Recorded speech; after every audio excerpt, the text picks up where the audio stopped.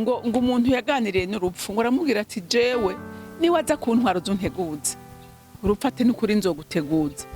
Hanyuma ngo urupfu rukaza rugatwara umutamakazi hajya rukigira, bwaca rugatwara umusore hajya rukigira, bwaca rukaza rugatwara umugore hajya rukigira. Hanyuma ngo hagerwa turu ya wa wundi ruraza, wa muntu ati namaki we kutanteguje, ati sinaguteguje wewe, none nta mutamakazi wabonye natwaye wa munsi, nta mujene wabonye natwaye wa munsi, nta mumama wabonye natwaye hahandi, ati hajya nariko ndaguteguza. Aravuga atoya narinzi kuza kumbarira. Hinge nkubwire ibidukikuje bitwigisha abantu b'Imana, ibyo tubona bitwigisha tumenye ko igihe ibihaho bigeze. Haleluya. Tumenye ko ibibaye ku mubanye nawe byo biba kuri wewe.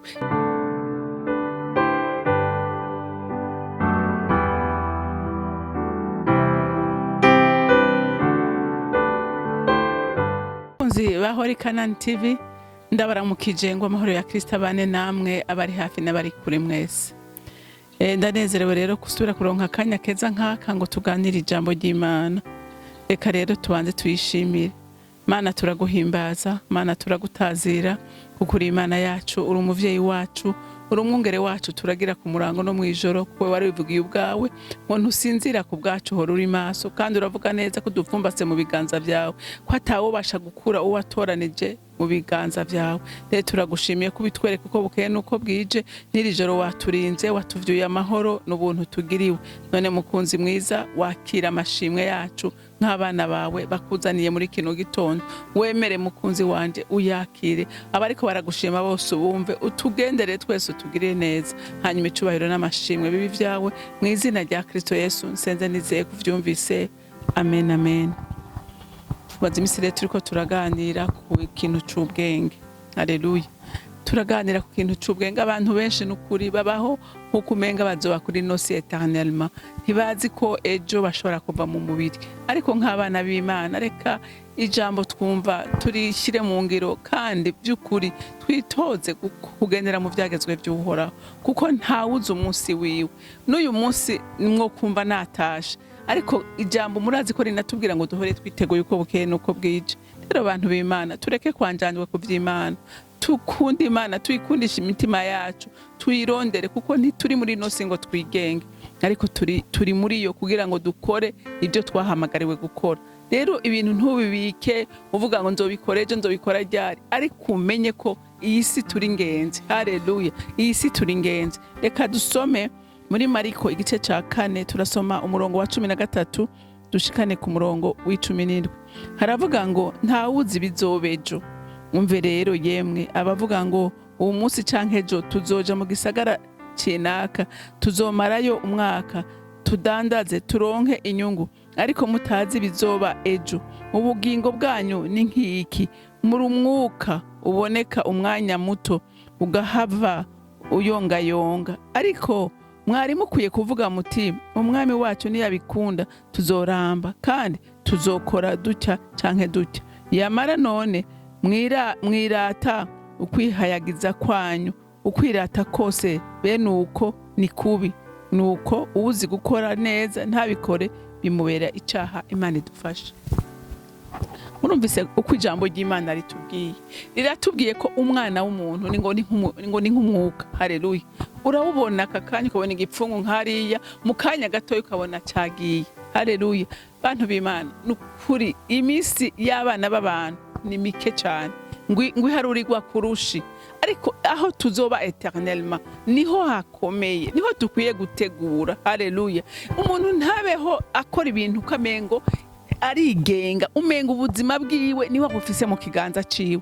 Hinge nkubwire muntu w'Imana, ubuzima bwawe n'ubwanje bugwengwa n'Imana. Niyizi iminsi yawe yo kubaho, niyizi n'iminsi zo gutahanirako. Nico gituma dukwiye kubaho twiyubara. Haleluya. Dukwiye kubaho twitunganya nk'abana bazi ico bakora. Amen. Rero ukasanga umuntu uramubwira ati gira gutya ngo nzoba ndihana, uzoba urihana ryari? Ko n'uyu munsi Imana ishaka kukubwira ngo taha. Muribuka inkuru y'umuntu w'umutunzi ngo yaravuze ngo arimbura ibintu, aruzuza ibigega byiwe, ngo abwira umutima wiwe ngo umutima wanje ngo nukuri warakoze, ngo rero ngo reka ngo wicare ujye utekanirwe kuko vrema warakoze kandi ibintu bimeze neza. Imana ngo iramwitegereza iramubwira ati wa mupfapfa we, ati uyu munsi nyene urarara utashe. Bantu b'Imana, nukuri turamaze kubona abantu benshi, turamaze kubona ibintu byinshi, nta muntu atovuga ko afise ikintu camwigishije muri runo rugendo.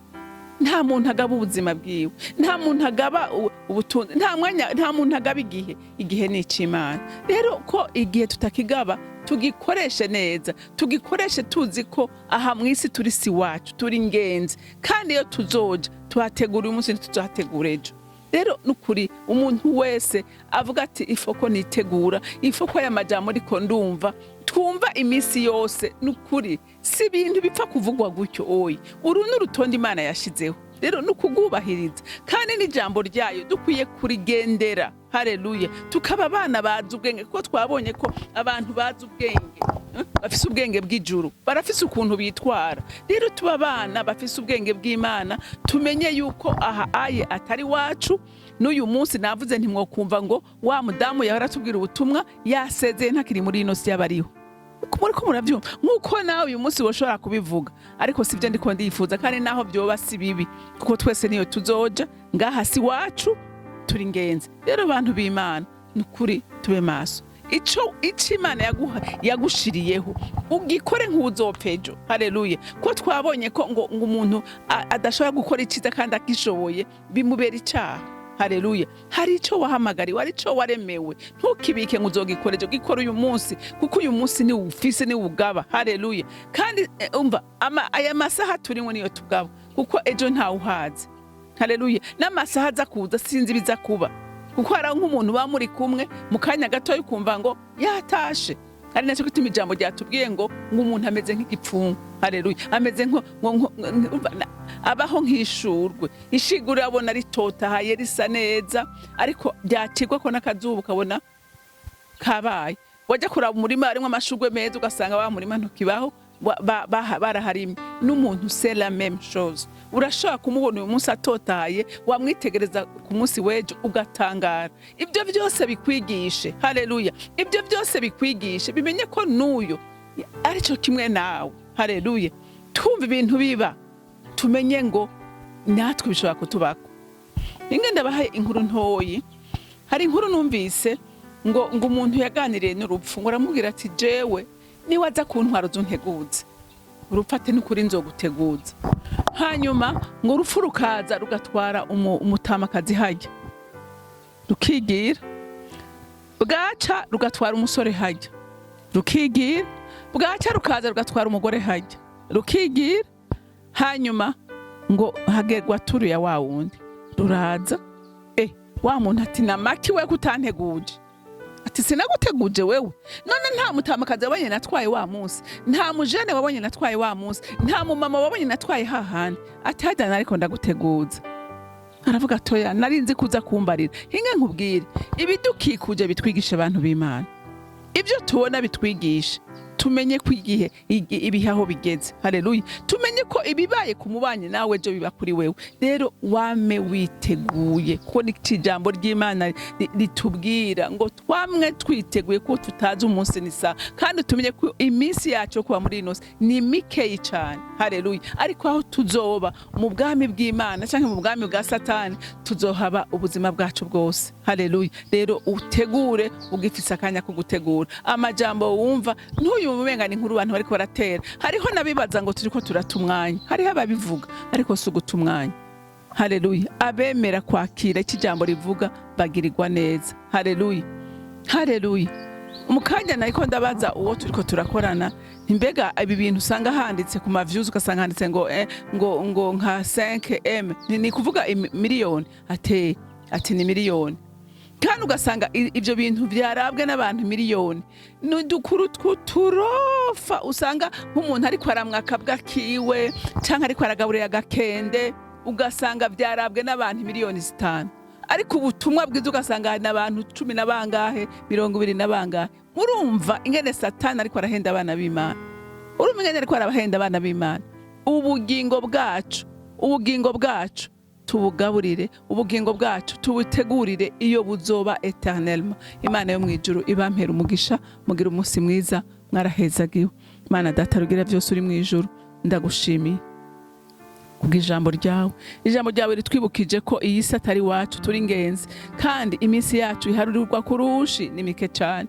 Ariko ndasenze ngo abantu bose bumvira ijambo bamenye ko mwami wanje hano tutazohahora, ariko hari ahandi tuzoba, kandi aha tuhategurira tukiri muri no mubiri. None ndakwinginze ukangura imitima y'abantu, ku imitima y'abantu itwawe n'ibintu bitagira ikimazi. Abantu benshi basigaye batwagwa n'ibintu by'ubusabusa, ariko ijambo ry'ubuzima, ijambo ry'ubugingo ntibashaka kuryumva. Ndakwinginze se wa Mana we ukangura imitima ya benshi, ikangukire kurondera ubwami bw'Imana no kugororoka. Uzoba ukoze wa Mana we, ndagushimiye kandi ndakuninahaje. Icubahiro cyose n'amashimwe yose aba yawe, nkaba ndabisenze ndabyizeye kuvyumvise mu izina rya Kristo Yesu, amen amen. Mwarahezagiwe, mugira umunsi mwiza.